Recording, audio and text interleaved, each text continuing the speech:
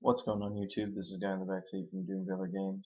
I'm here with a little video going over a few of the recent Yu-Gi-Oh! News type things that have been released as of late.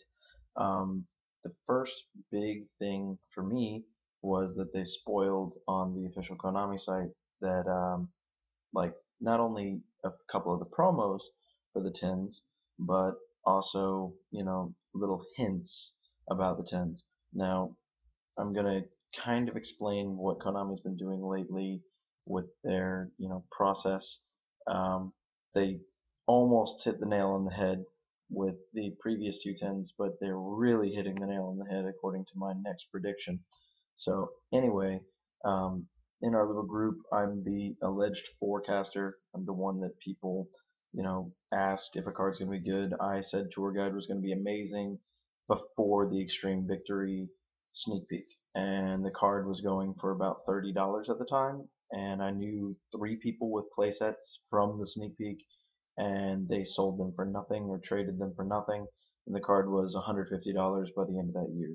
So either way, that's just a little tiny introduction, not gloating, just saying I research cards far in the future before they're even like leaked to be in the next set. And I know when OCG exclusives are coming over, and that's kind of how I operate, even though I don't necessarily trade and sell as much. But either way, so the last tens we had Heroic Champion Excalibur and the Dolka tin. Now, what they did with the Dolka tin was basically nullify the price value of Dolka. As you can see, says $30 here now on TG Player on the high end, and that's for a secret rare first ed, essentially. And so that's as high as the card goes. But, that's really on the high side.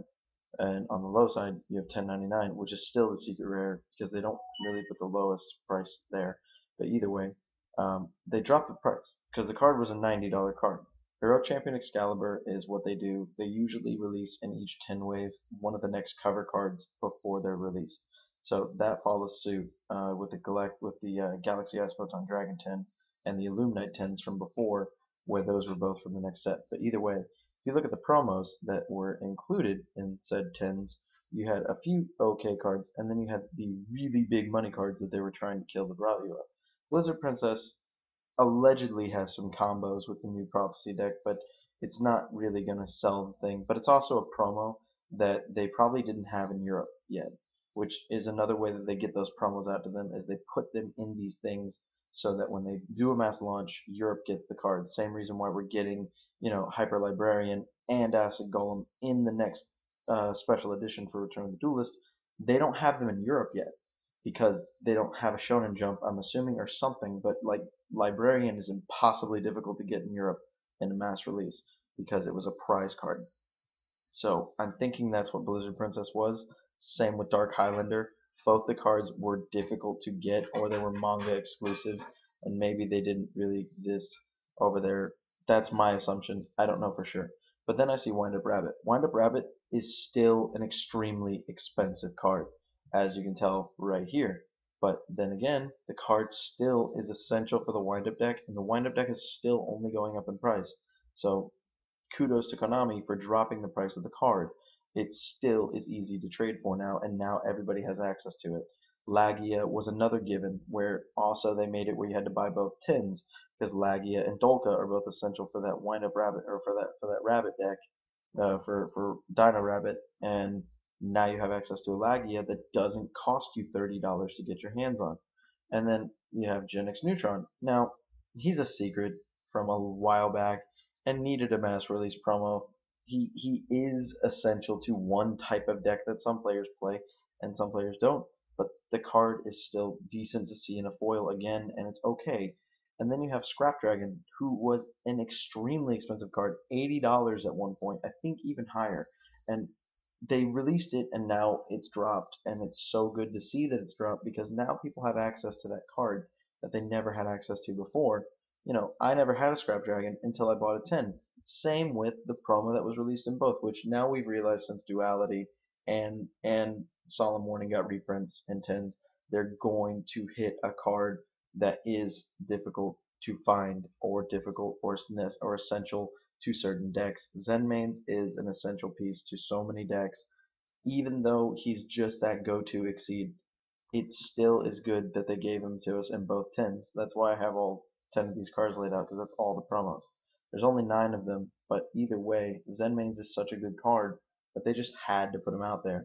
Now, I'm going to move on, because we have those 10s, that's our previous 10, and obviously a little review, whatever, but that's how they made this 10. But then they hit the nail on the head. Now, if you go onto the Konami site, you will see the Heretic 10 and the Hanzo 10 have both sort of been spoiled, but they haven't fully spoiled the cards, they just gave us hints. Now, this is the first time they've ever done that. So, when you read the Hanzo 10, you'll see that it says to be cunning like a ninja, to shock your opponents, to guide you to victory, to have maximum power, and to rescue you from the jaws of defeat. Now, I don't know about you, but if that doesn't scream the next 5 cards, I don't know what else does. You have Hanzo, obviously, he's the cover of the 10, has to be included. Shockmaster has already been spoiled, but would have been a given because shock your opponents, really? Are they going to give us Thunder cards? No, they're going to give us a card that's extremely expensive or difficult to get. Then you have To Guide You to Victory. Tour Guide from the Underworld came from Extreme Victory. Connection? Maybe? To have maximum power. Max C has been rumored to be this card that everybody needs. And the card is this expensive. It's $75 and you need it in 3s to beat windups. Konami wants this game to be affordable now. They announced it a few years back that how can a 6-year-old get their hands on a $150 card when they need 3 of them? It's not realistic. And while Yu-Gi-Oh has gone from a children's card game to an adult's card game, bottom line is the card's still expensive as heck. I'm not going to drop that much money. There's no chance I'm going to drop $225 on a playset of Max C, even in trade, because the card's not worth it to me. So in my opinion, giving us maximum power is to give us Max C. And then you have Rescue Rabbit, obviously, who's in the set because he's Rescue Rabbit. But then you have the Heretic Dragon 10. And the Heretic Dragon 10 explains that you're going to create the world. You're going to, burn fire from the skies. You're going to raise the seas to, control the oceans. You're going to fight down with the fury of one of the largest dragons ever seen, and you're also going to swarm your opponent with infestation. Now, these are my predictions. Obviously, Heretic Dragon Overlord of Hillopopolis, one of the longest effect names ever. They actually had to do 2 lines of text on the tin, which is hilarious to me. That card by itself, high five, it's a pretend promo. Then you have Malefic Truth, has been spoiled, but it's a 5,000, 5,000. Makes sense. Why wouldn't they make that? Then you have my other 2 predictions besides the rabbit. You have to infest your opponent with vermin. Steel Swarm Roach. Roach are vermins. Steel Swarm Roach is a $50 card on the high side, $34 on the low. It's expensive. It's gonna probably get hit. And then you have Leviair the Sea Dragon, which, even though it's a wind card and an aqua type, it still is an expensive card. It's $38 to freaking $27. They try to give us cards that we need, and they're really liking this reprinting Sea Monster thing because now everybody has a chance to get it. The bottom line is that this is my full prediction of the next set of 10s. If we get these cards, this will be the most amazing 10 set ever. I mean, you have 2 cards in the whole thing that nobody's gonna play. Maybe. But someone will find a way to make the Heretic Dragon broken. Someone will find a way to make the Truth Dragon broken. Because if you don't know, Malefics are going to go up. The set is becoming ridiculous because of another recent spoilage, the Seal of Orichalchos. This effect has been spoiled. It has been fully spoiled on Shriek. Therefore, it is as close to confirmed as possible. The Shriek TCG site states it's a field spell. All monsters gain 500 attack. Once per turn, it cannot be destroyed by card effects. While you control 2 or more face-up attack position monsters, your opponent cannot target your monsters with the lowest attack for an attack. And when this card is activated, you destroy all special summon monsters you control, and you cannot special summon monsters from your extra deck. You can only activate the Seal of Orichalchos once per duel. Now, while all of this sounds like a very limiting and restrictive effect, this is just a mock-up here, so just ignore the effect down here. But either way, while all this sounds like an extremely limited and possibly not usable or broken effect, Konami has stated this card is not made to change or define the meta. It's not supposed to be a card that makes every single good deck way better. Because if you can imagine Lagias with 2,900 attack points and Dolkas with 28 that can still have all their effects go off, it's not something you really want to play against in a game. And the Seal of Orichalcos is balanced. It has an extremely wide variety of a huge set of cards that become better. Decks like Rock Stun and decks like even what is it called? The Prophecy deck gets extremely decent with this because they don't have a field spell yet that's extremely good.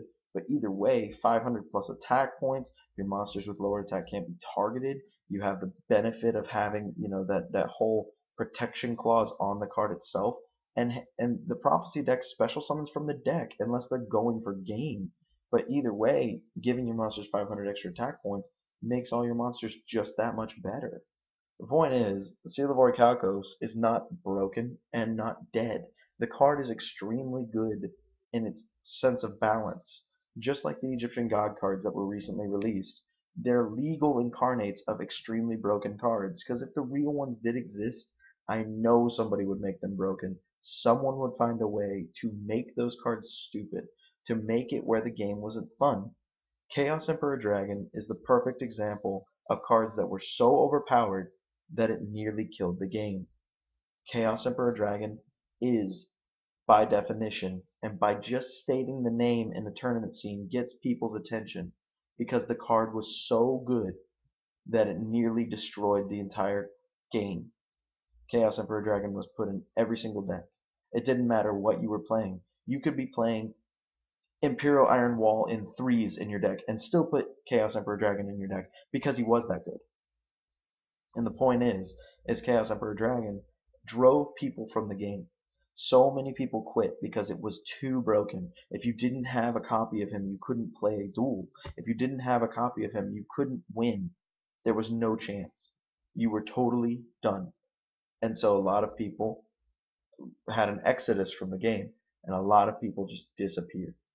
And now Konami is trying to avoid that again, because the Seal of Orichalcos, had it been released in its entirety and all of its greatness as it was in the anime, would have pushed people from the game. Players that don't want to go into that mainstream deck style. If you've played me on Duel Network, you know I don't play standard. You know I don't play Rabbit. I've never built a Rabbit deck on DN. I've never built a wind-up deck on DN. I don't feel the need to because I'd rather be creative with the tools that I have at my disposal. So cards like Seal of Orichalcos give me hope as a player and will actually encourage me to want to play more. Even though I've given up the game for 5 years up until this past year and a half, point is, cards like the Seal of Orichalcos that have finally just shown up on my radar as interesting and intricate pieces to a puzzle of Yu-Gi-Oh! That makes me want to play again, which is really, really bad for me because I don't have the money, but really, really good for them because they're marketing it, and it shows me as a player that they might actually give a crap about their player base. Now, granted, they don't really care because either way you're still a number. But the point is that by releasing stuff like this type of tin, where you literally have, if you look at the prices, $15, unknown. I've heard people say as much as $80 for a Shockmaster, and this is $35, and this is $75, and this is $54 in a tin. That's like insane how much value you have just by buying 110. Levier is tech. He is tech. Steel Swarm Roach. So many cards in this little set are so good that I just can't say that Konami doesn't care a little bit about the everyman player that doesn't have $300-400 to drop on a deck.